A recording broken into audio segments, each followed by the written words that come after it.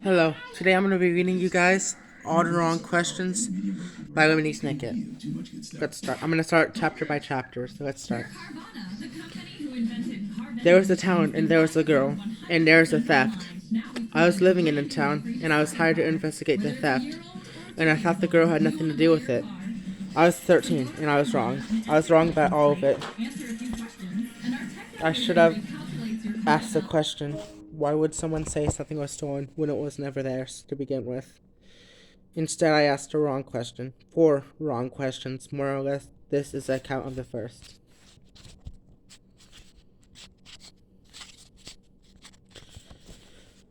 The Hemlock Chairwoman Stationery Shop is the sort of place where the floors always feel dirty, even when they are clean. They were not clean on the day in question.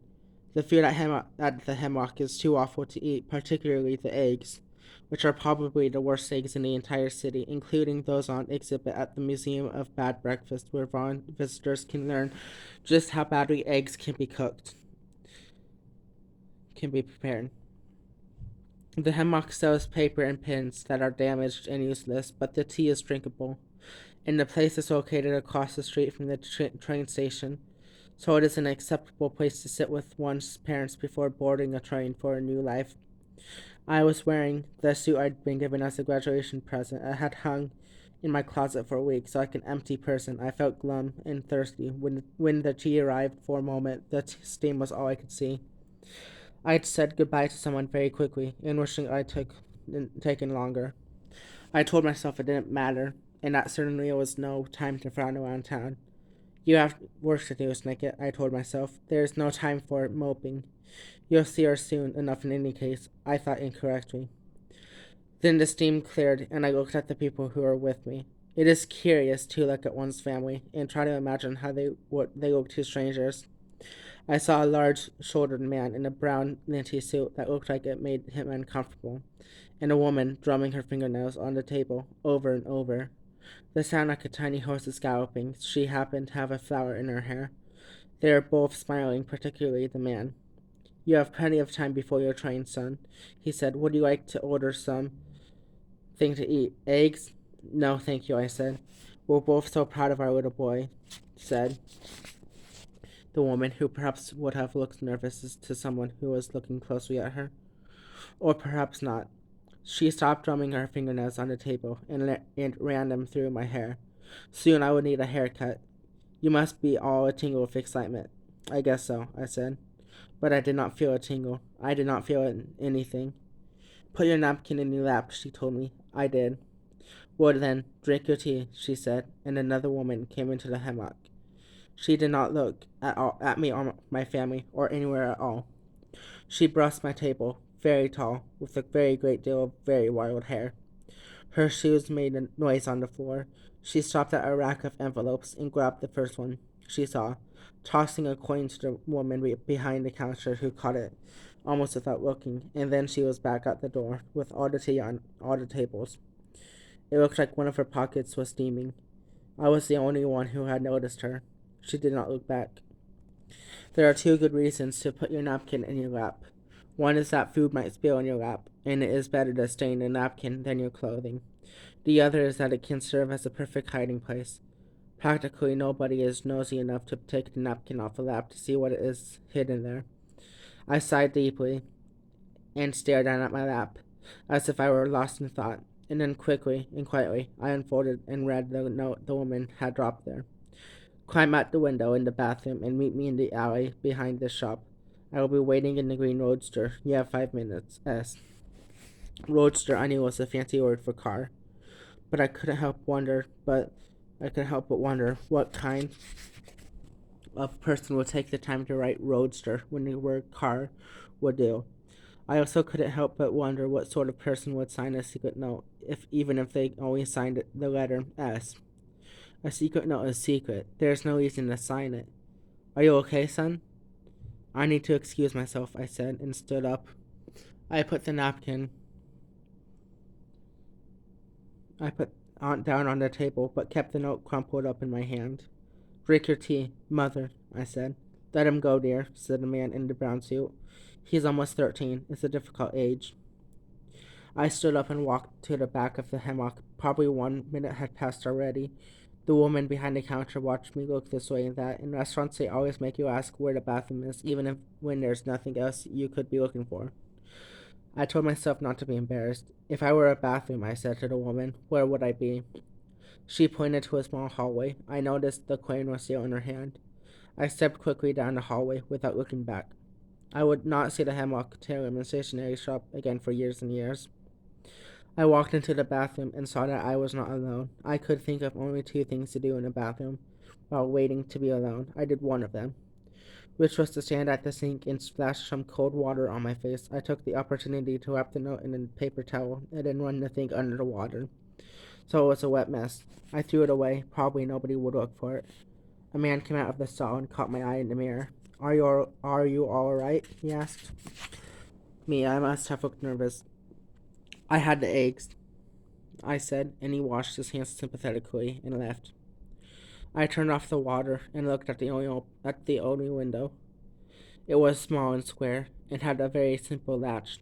A child could open it, which was good because I was a child. The problem was that it was 10 feet above me, in a high corner of the bathroom.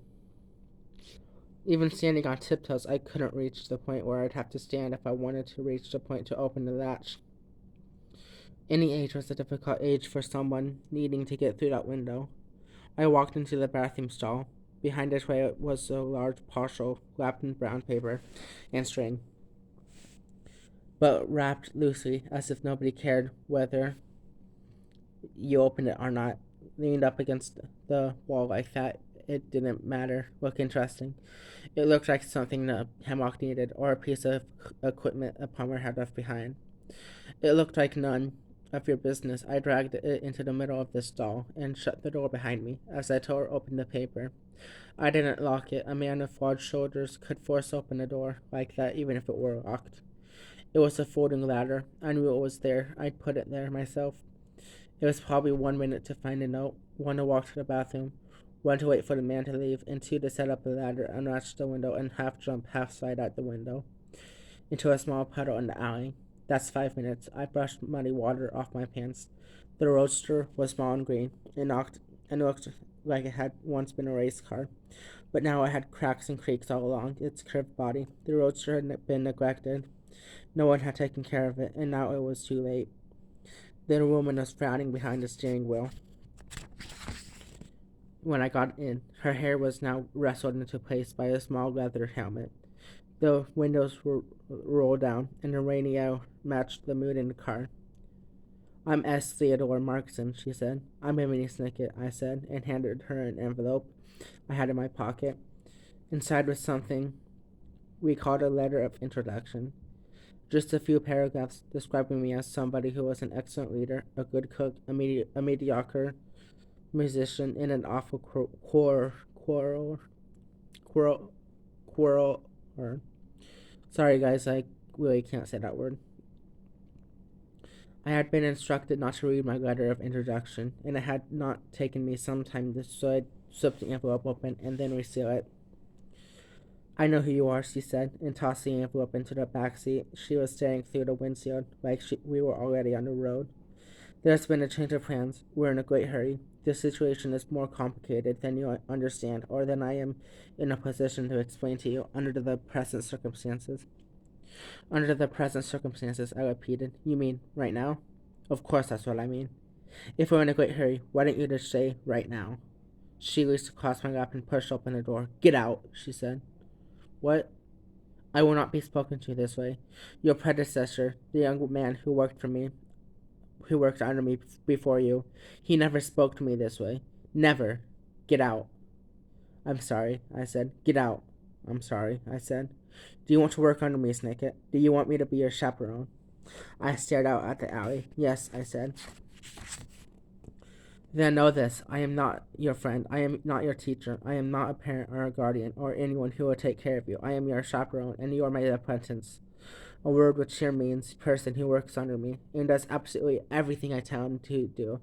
I'm contrite, I said. A word which here means you already said you were sorry, as Theodore Markson said. Don't repeat yourself. It's not only repetitive, it's redundant, and people have heard it before. It's not proper. It's not sensible. I am S. Theodore Markson. You may call me Theodore or Markson. You are my apprentice. You work under me, and you will do everything I tell you to do. I will call you Snicket. There is no easy way to train an apprentice. My two tools are example and nagging. I will show you what it is I do, and then I will tell you to do other things yourself. Do you understand? What's the S stand for? Stop asking the wrong questions, she replied and started the engine. You probably think you know everything, Snicket.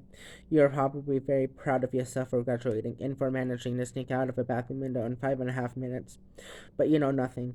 As Theodore Markson took one of her gloved hands off the steering wheel and reached up to the dashboard of the roadster, I noticed for the first time a teacup still steaming. The side of the cup read Hemlock.